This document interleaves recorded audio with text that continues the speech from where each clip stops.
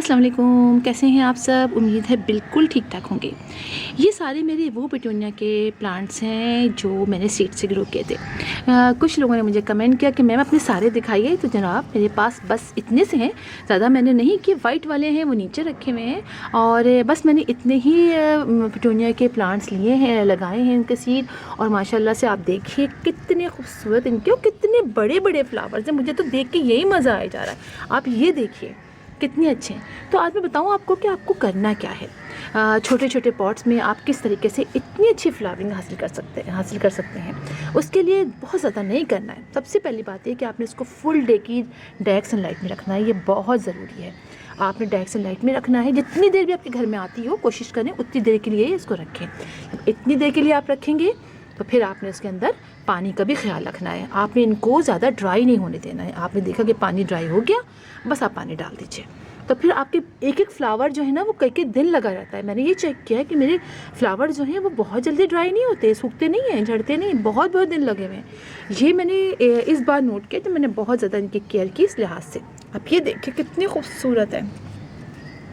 और दूसरी बात ये, जैसे आपको कोई फ्लावर सूखे आपने उसको तोड़ देना है। ये बात आपके लिए, आपके प्लांट्स के लिए बहुत इंपॉर्टेंट। देखिए मेरा ये सूखा है ना, मैं इसको यहाँ से कट करूँगी। देखिए ये मैंने तोड़ा। अब आप ये देखिए, ये मैं इसको ये यहाँ से नीचे से तोड़ूँगी। इस तरह से आपने इनको तोड़ना है। कोई भी फ्लावर आपका सूखने लगे आपने फ़ौरन तोड़ा है। फिर होगा क्या, बहुत सारी फ्लावरिंग होगी, बहुत सारी बर्ड्स निकलेंगी मज़ीद। आप ये देखिए मेरे इसके अंदर कितने सारे फ्लावर्स हैं। मैं आपको दिखाती हूँ, देखिए कितने सारे। एक छोटे से पॉट के अंदर जब इतने सारे फ्लावर्स निकलते हैं तो फिर उसी लिहाज से हमें करना होता है। ठीक है, आपने ये तोड़ दिया। और दूसरी बात ये कि आपने इसके अंदर हर समझिए वीक में एक दफ़ा तो आपने लाजमी लिक्विड फर्टिलाइज़र डालना है। और आप गोबर की खाद का बेस्ट है या फिर कंपोस्ट आपके पास है उसका लिक्विड फर्टिलाइज़र आप बना लीजिए और वीक में एक दफ़ा तो आप लाजमी अपने प्लांट में दीजिए। और अगर आपको लग रहा है कि अच्छी फ्लावरिंग नहीं हो रही है ये सब करने के बाद, तो फिर वीक में 2 दफ़ा दे दीजिए। कोई ऐसी प्रॉब्लम नहीं है।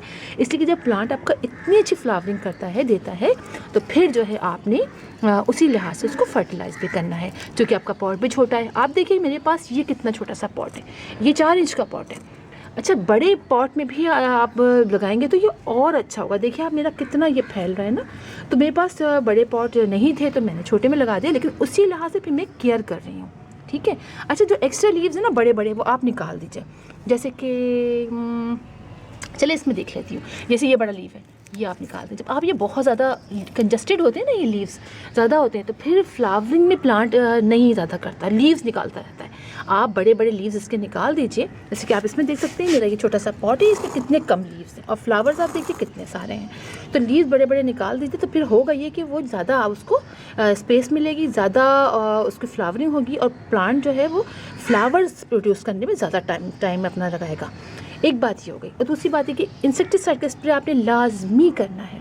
पता है इसके बाद इसलिए कि अगर आप नहीं करेंगे ना तो आपको पता भी नहीं चलेगा और आपका प्लांट आहिस्ता आहिस्ता खुद ही फ्लावरिंग कम करेगा और ख़राब होना शुरू हो जाएगा। लिहाजा आपने ये बहुत ख्याल रखना है। अच्छा, मिट्टी भी आप इसकी अच्छी रिच बनाइएगा।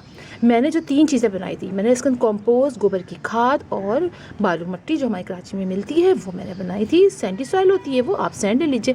लेकिन अच्छा आप जब इसकी डालेंगे ना, मिट्टी बनाएंगे तो प्लांट को बहुत ज़्यादा आपको वो नहीं करनी पड़ेगी, बहुत फर्टिलाइज़र नहीं डालना पड़ेगा। अब आप इसके देखिए, ये देखिए कितने माशाल्लाह बड़े बड़े फ्लावर्स। आप देखिए अगर 2 फ्लावर आ जाए ना तो मेरा हाथ के बराबर हो जाएंगे, 2 मिल जाएंगे। कितने क्यूट लग रहे हैं, है ना। आप ये देखिए। तो आप इस तरह की जो, और अभी आपको सीड की ज़रूरत नहीं है क्योंकि मौसम अभी चल रहा है, आप इसको छोड़ दीजिए। सीड बाद में आप कलेक्ट कर लीजिएगा। सीड पॉट बन जाएंगे आराम से। जब मौसम ख़त्म होने लगता है ना तो हमारा प्लांट खुद सीड पॉट बनाने लगता है तो फिर आप छोड़ दीजिएगा। वरना तो फिर ये होगा कि अभी से आपका प्लांट जो है वो सीड बनाने में लग जाएगा। अच्छा, ये सारी बातें हो गई। मेरे ख्याल में मैंने सारी बातें कर ली। हाँ, पानी का, इन सब चीज़ों का आप ख्याल रखेंगे ना तो आप यकीन जानिए आपके छोटे से पॉट के अंदर भी बहुत अच्छी फ्लावरिंग होगी। तो और अच्छा, आप इसको कटिंग से भी ग्रो कर सकते हैं। पता है मैंने कटिंग से ग्रो किया था लेकिन वो थोड़ा सा मुरझा इसलिए गया कि आपको पता है कि मैं चली गई थी कुछ दिन, मैंने पानी नहीं डाला उसकी वजह से वो थोड़ा सा ख़राब हो गया। लेकिन जैसे ठीक होता है ना वो प्लांट, तो मैं आपको दिखाती हूँ। तो कटिंग से भी आप ग्रो कर सकते हैं, लेकिन फिर आप उसको जैसे पॉलीथीन से कवर कर दीजिएगा ताकि अंदर ह्यूमिडिटी बनी रहे, तो आपका प्लांट जो है वो आसानी से फिर उसमें लग जाएगा। तो फिर इंशाल्लाह आप लोगों से मुलाकात होगी किसी और वीडियो में किसी और टॉपिक के साथ। तब तक के लिए अल्लाह हाफिज़।